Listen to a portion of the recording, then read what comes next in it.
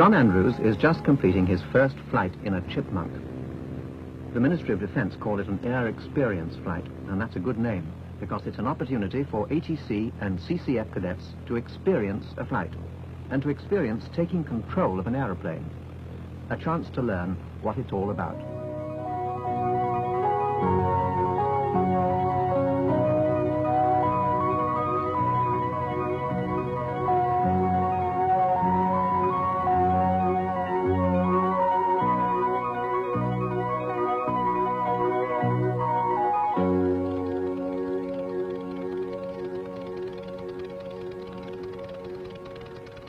The Royal Air Force has been organising air experience flights since 1958. And every year, some 30,000 ATC and CCF cadets have the thrill and excitement of actually flying an aircraft from one of the 13 AEF stations. Before making a flight, there are various points that cadets must learn for their own safety, and for the safety of the pilot and the aeroplane. Before flying, empty your pockets and leave all loose articles behind. A loose article is anything which is not secured to the aeroplane or crew. There are two sizes of parachute harness in use to accommodate all sizes of cadets. The blue webbing is normally used for small cadets. It's very important to fit the parachute correctly. Place it on a chair, unfold it, and sit down on it.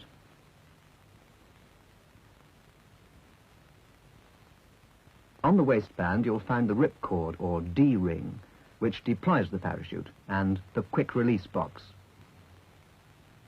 On the front of the quick-release box is a plate that turns, and when the line on this plate coincides with the line on top of the box, it is in the locked position. First, fit the shoulder straps. Turn the plate as far as it'll go to your right, beyond the dotted lines, insert the buckle, and let go. Repeat this to insert the other shoulder strap buckle. To fit the leg straps, lift up the leg loop, pass the buckle down through the loop, and clip it into the release box as before. Repeat with the second leg strap buckle, each time turning the plate to your right. The shoulder and leg straps are adjustable. In a sitting position, they should be comfortable, but not loose. To tighten the straps, just pull the free end of the webbing. To lengthen the strap, turn the buckle back on itself and pull the strap through. When the parachute is fitted correctly, the straps should be just tight enough to restrain you from standing fully upright. Removing the parachute is very simple. Turn the plate 90 degrees to your left and press it in, but don't bang it in. Return it to the locked position before you leave the parachute.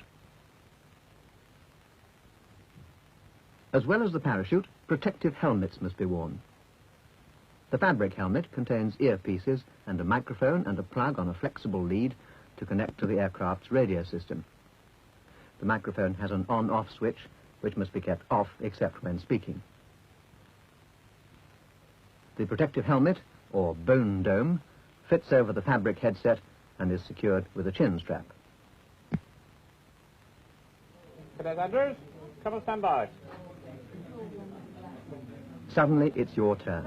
So, with empty pockets and parachute fitted, you make your way to your first flight. But keep your wits about you. The apron is a dangerous place if you're careless. You'll not hear so well with your helmet on, so be aware of what you're doing.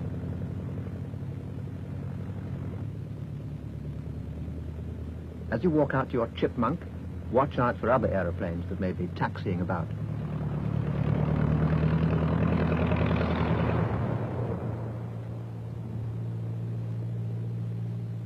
Always approach a Chipmunk from the tail and never go near the propeller, whether it's turning or not.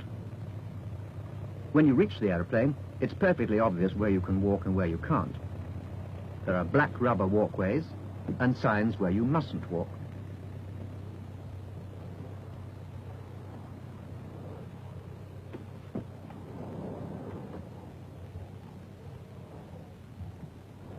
The staff cadet will help you get into the cockpit. Once settled, he'll fit the 4 safety harness straps.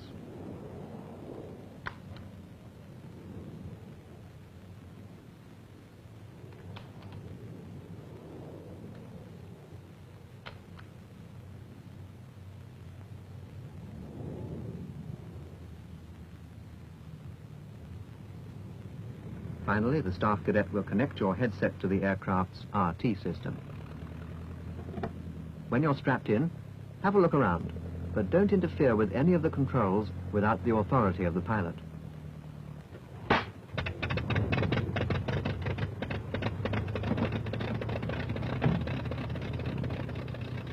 Can you hear me all right? Yes, thank you, sir. Good. Now, what's your name? John Andrews, sir. Right, John. If you're all set, we'll taxi out. Yes, sir.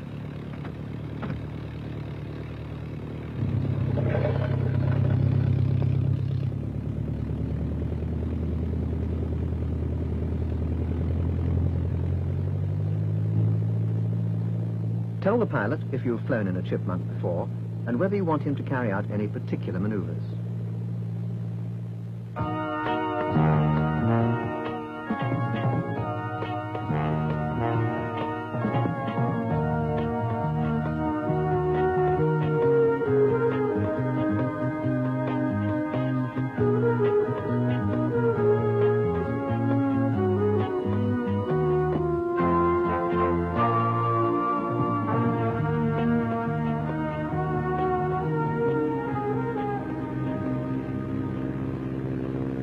Right, John. Before we do anything exciting, we have to fly to our local flying area. There are one or two further points worth knowing. How you feeling, John? John? John? There is a remote possibility of an intercom failure. First, check that the plug is still connected. If you still can't use the microphone, you can speak directly to the pilot quite easily and ease the earphone back to hear him. Away from your face.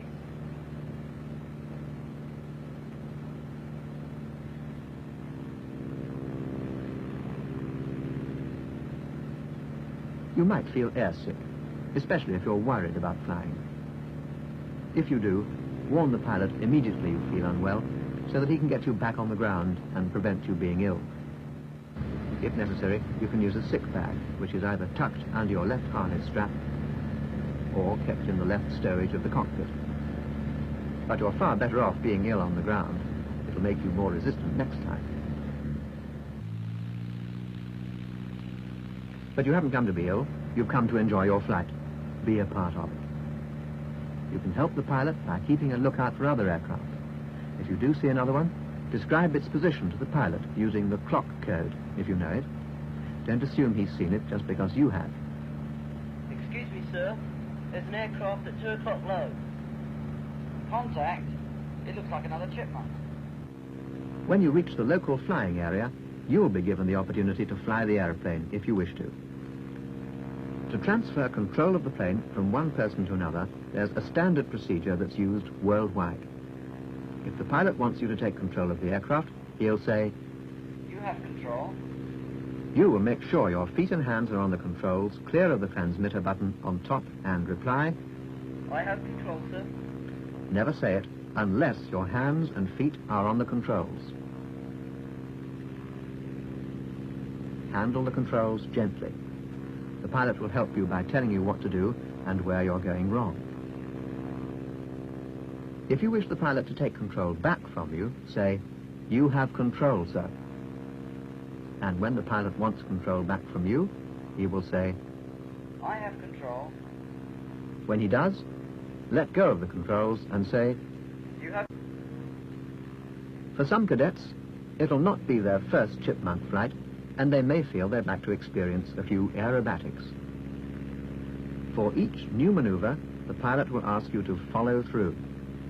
When he says this, put your hands and feet lightly on the controls so that you can feel the movement, but don't try to move the controls yourself. In this way, you can quickly learn the basic control of the aircraft. Finally, don't be afraid to talk to the pilot. Ask him questions. It'll make the flight more interesting for both of you.